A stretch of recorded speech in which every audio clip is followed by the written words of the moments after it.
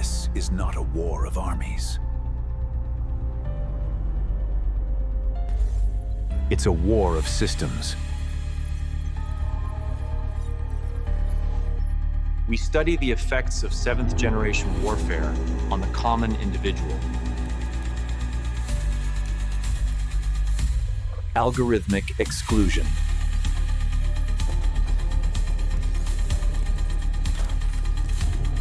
Infrastructure coercion. It shapes what you see. What you buy. And what you fear.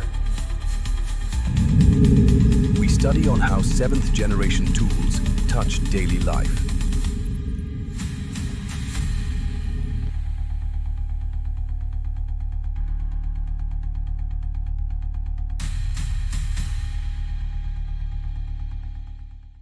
Welcome to the Deep Dive.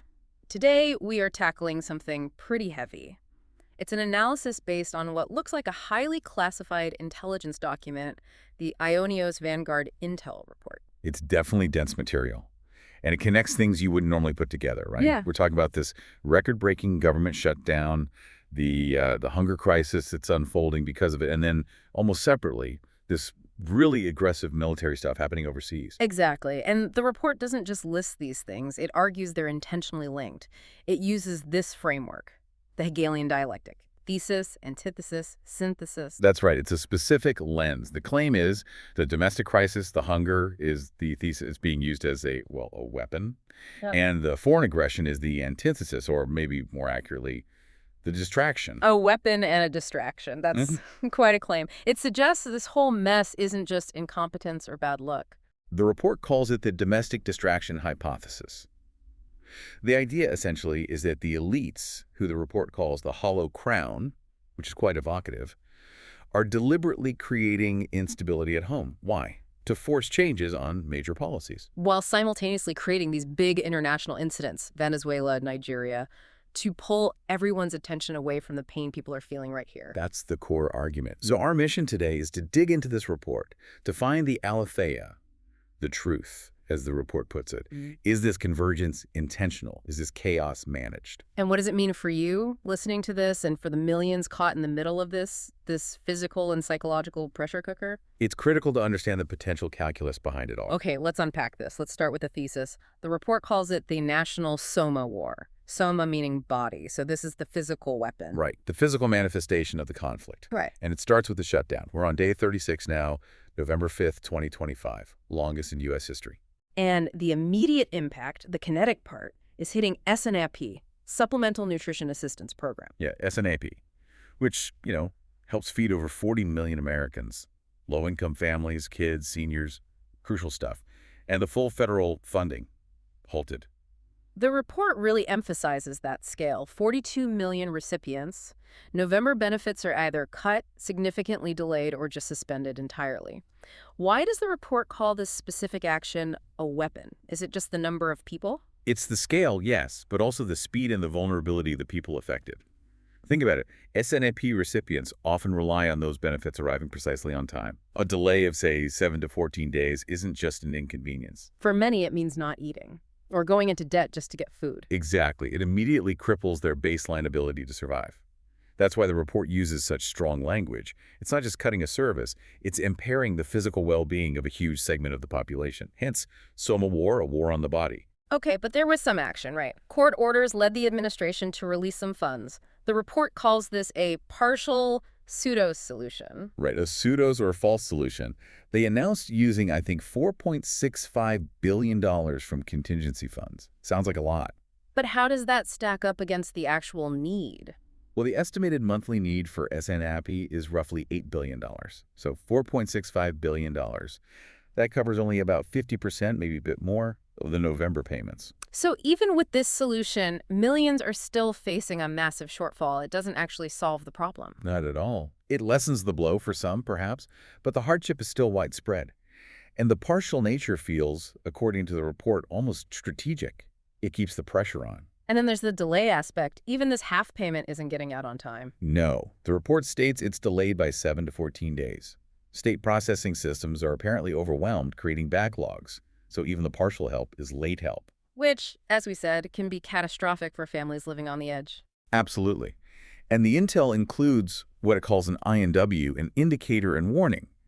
It assesses a high probability, they put it at 70%, that even this partial funding will run out by mid-November. Yeah. So right before Thanksgiving, we're looking at a potential second wave of acute hunger hitting just as the holidays approach. That's the projection. The crisis isn't averted, it's maybe just phased, staged, almost, which guarantees continued pressure. Okay, that's SNAP.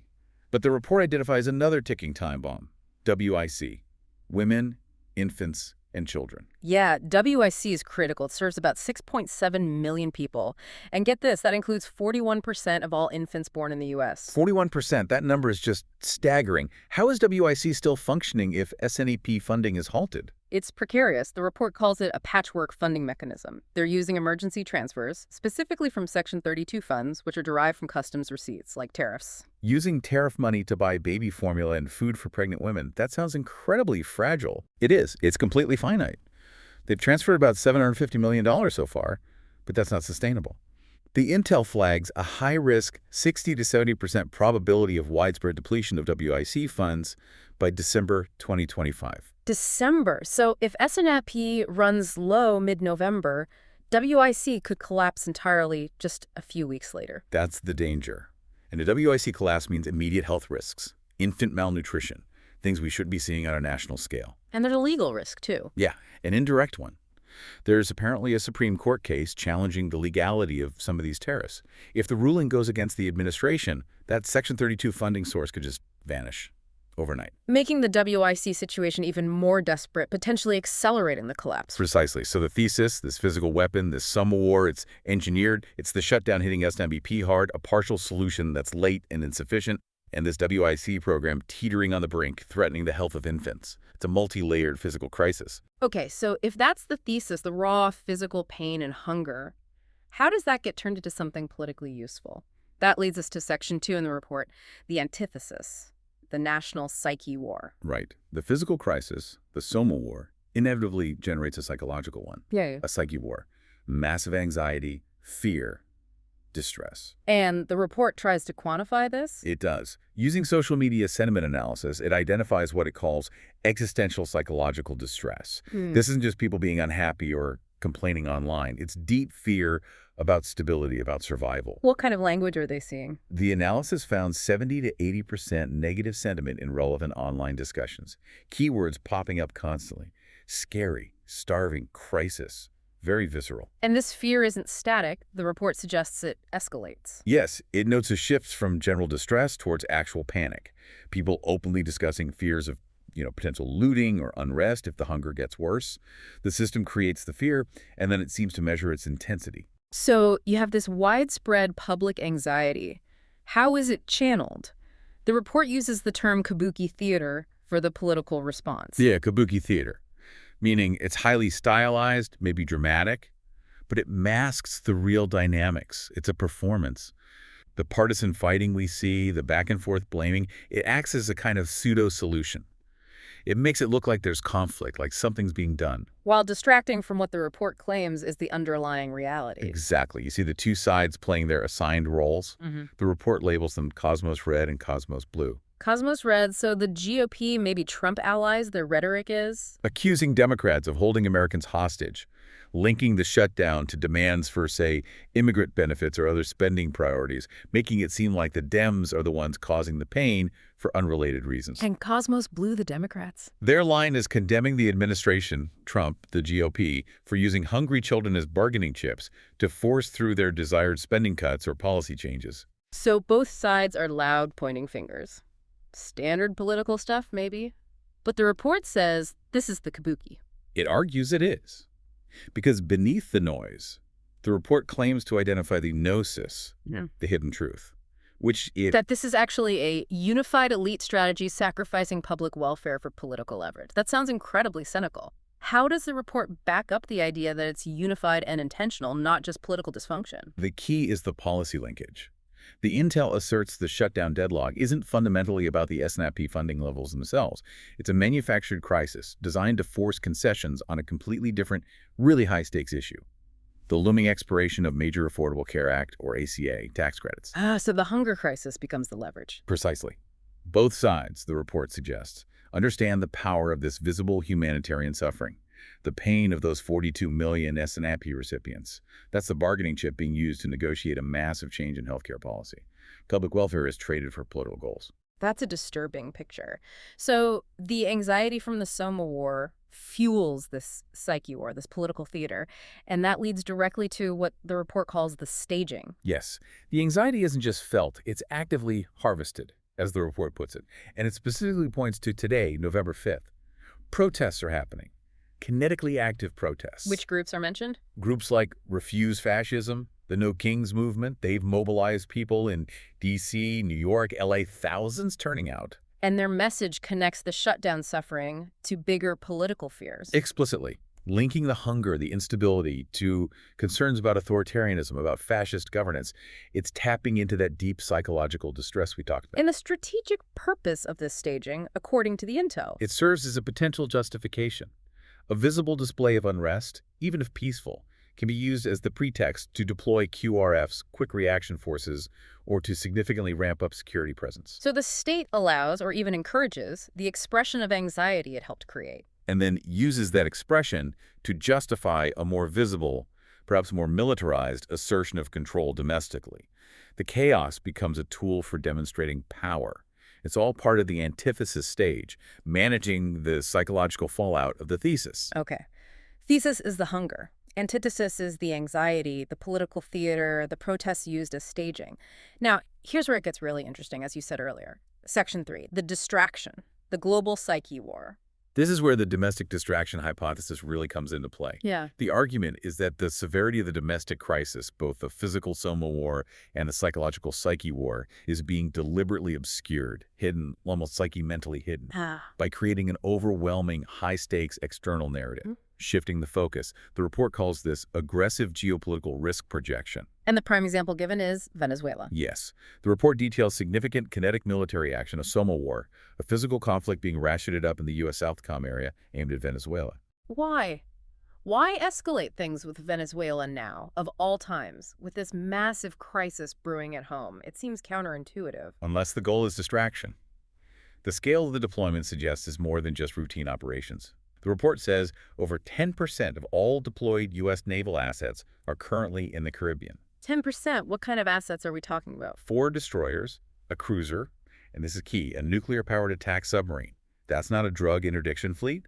That's configured for offensive action. Has there been any justification given for this buildup? Yes, the administration has laid the groundwork. They've formally declared a non-international armed conflict against cartels they claim are led by Maduro in Venezuela. Which gives them legal cover for military action without, say, a formal declaration of war. Exactly. It bypasses normal protocols. And it's already been used to justify lethal strikes.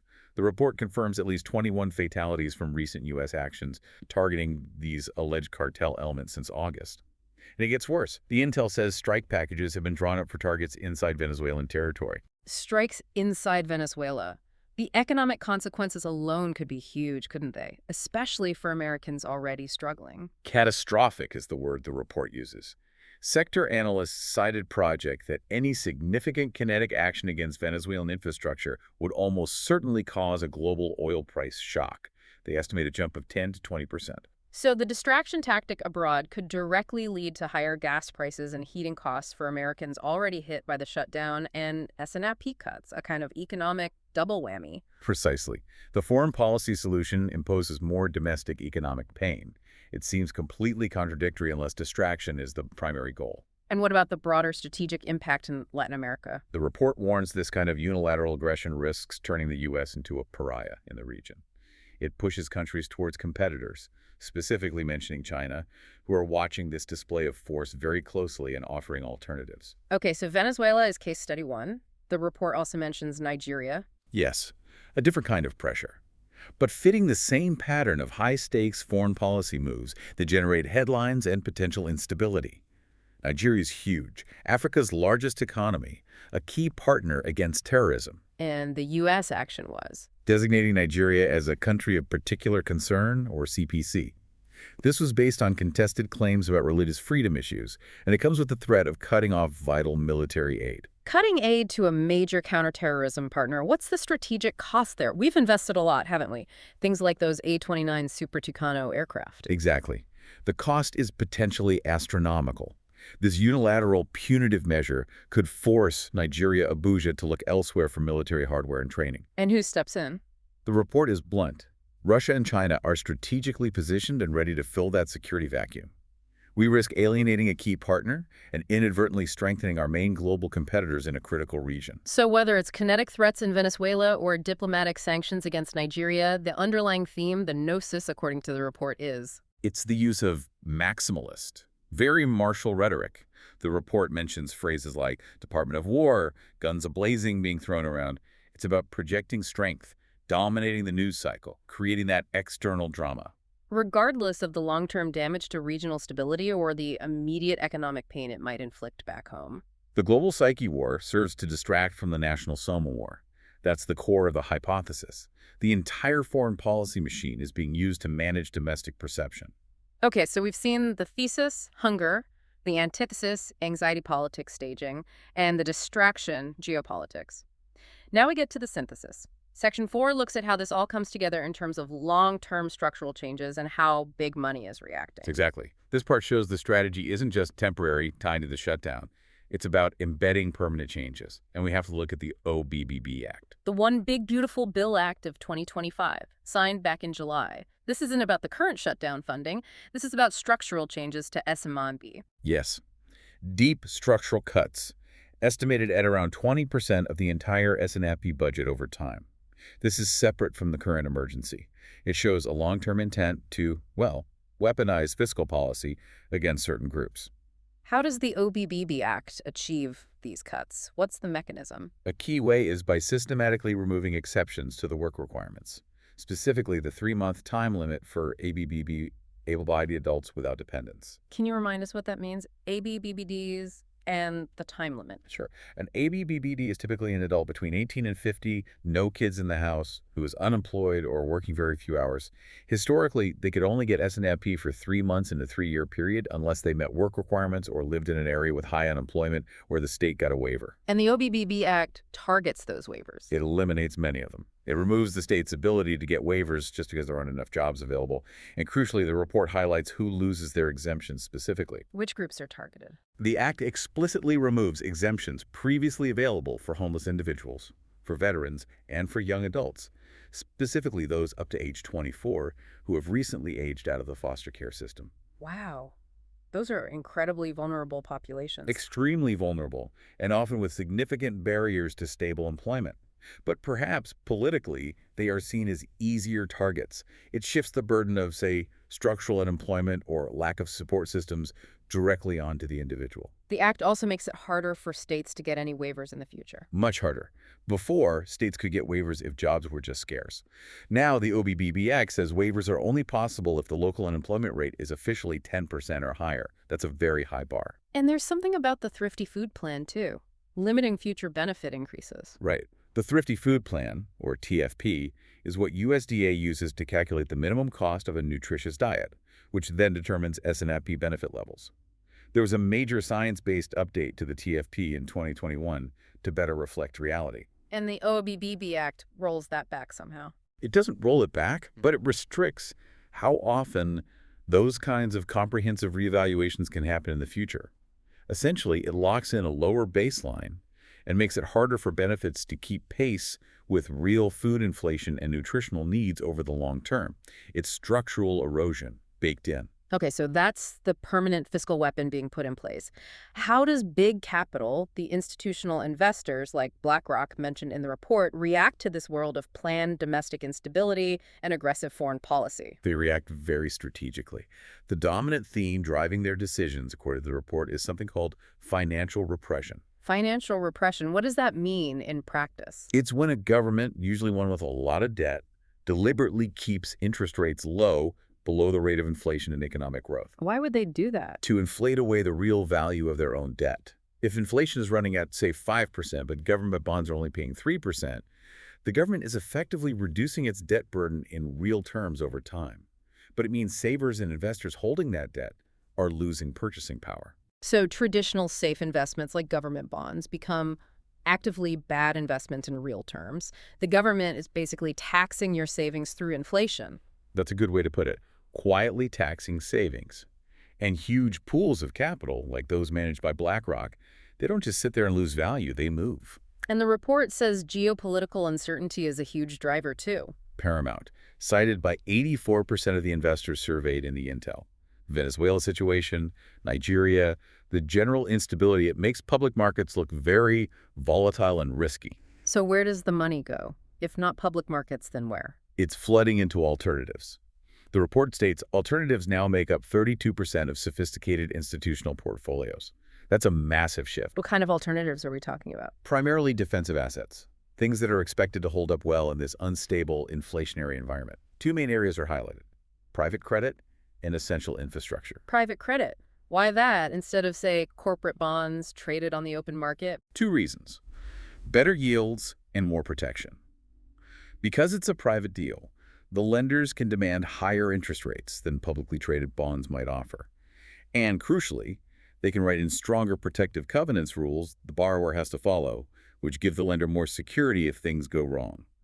It's about locking in yield and control when government policy, financial repression, is eroding returns elsewhere. And essential infrastructure, what falls under that? Things like power generation facilities, data centers, fiber optic networks, maybe toll roads, assets that provide essential services, generate steady cash flow, and are somewhat insulated from day-to-day political drama and market swings. So capital is basically betting on instability, hedging against the very chaos the report claims is being manufactured. You could say they're pricing it in. They see the managed decline of the public safety net, the engineered inflation, the geopolitical risks, and they're moving into assets that will likely remain stable and profitable despite that chaos. The stability of essential infrastructure cash flows becomes more important than the stability of, say, public welfare. We've gone from global strategy to elite finance. Now let's bring it right down to the ground level. Section 5 talks about the local aletheia, the truth on the ground, using Josephine County, Oregon as an example. Right, moving from the hollow crown perspective to the boots on the ground reality. And the intel draws a sharp contrast here. How so? The initial OSINT open source intelligence, things like news reports, social media scanning from Josephine County, specifically Grants Pass, the report described it as smog, meaning it showed worry, anticipation of problems, but not necessarily outright crisis yet. People were waiting, anxious. But then the human came in, human intelligence. Yes, direct reports from people running local food banks and pantries there, and that painted a very different, much more urgent picture.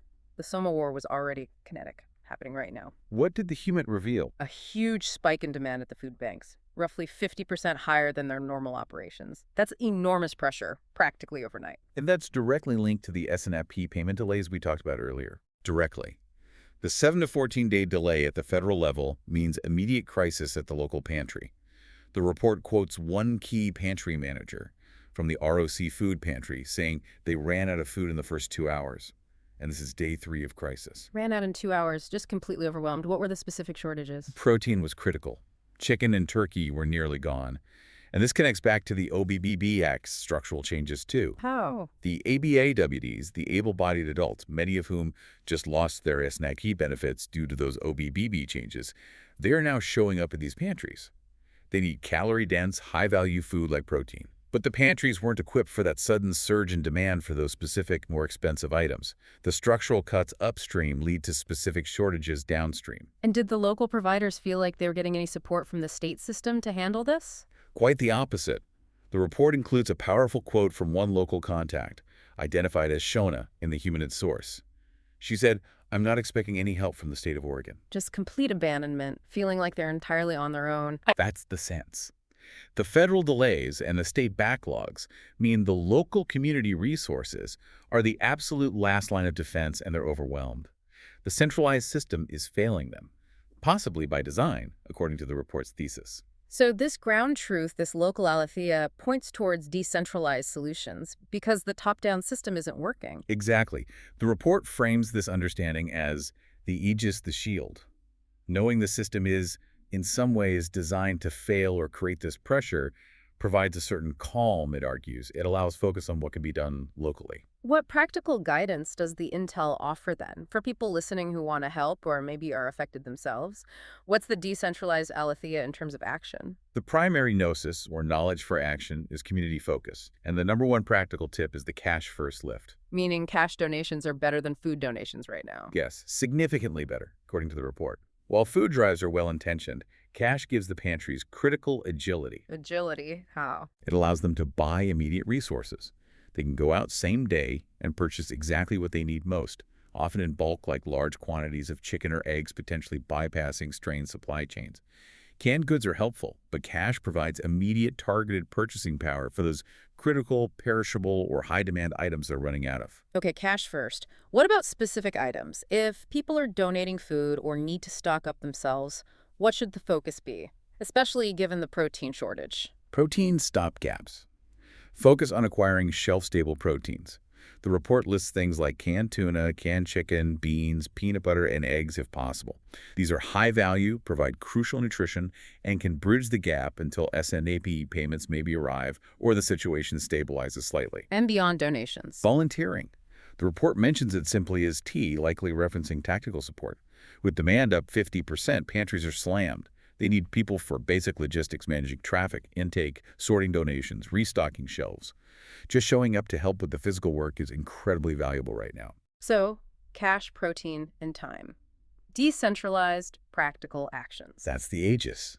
The community shielding itself when the larger system creates the storm. Okay. We've covered a lot of ground following this Hegelian structure from the report. The thesis, the physical weapon of the shutdown and SNAP, BBYC, crisis, the Soma War, the antithesis, the resulting anxiety, the kabuki theater of politics, the protests used as staging, the psyche war, and the distraction. High-stakes geopolitical moves in Venezuela and Nigeria to pull focus, all synthesized into structural policy changes like the OBBB Act and a capital flight towards defensive assets. It paints a picture of convergence, doesn't it? Yeah. Not just random events, but potentially interconnected elements of a strategy. The report argues the chaos isn't accidental failure, it's managed instability. And seeing that structure, understanding that calculus, is meant to provide the calm, the knowledge needed to navigate it. Global capital is certainly navigating it, moving into those defensive positions. So what does this all mean for us, for you, the listener caught in this web? Well, beyond the immediate practical actions we just discussed, there's a final thought the report leaves us with, looking ahead. It touches on the evolution of finance and control. We're seeing big players, institutional capital, seriously embracing the tokenization of assets. Tokenization, Yeah. like turning things like treasury bonds or money market funds into digital tokens on a blockchain. Exactly. Setting up new financial rails, often described as compliance-gated, probably rolling out more widely around 2026 or so. That sounds very technical. How does that connect back to the SNAP crisis or the OBBB Act? If you think about the OBB Act, it already structurally ties access to basic benefits, like food assistance, to these specific identity categories, vulnerability status, and compliance with work rules.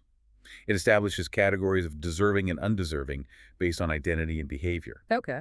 Now, consider a future where financial instability, maybe like the kind we're seeing now, becomes more common.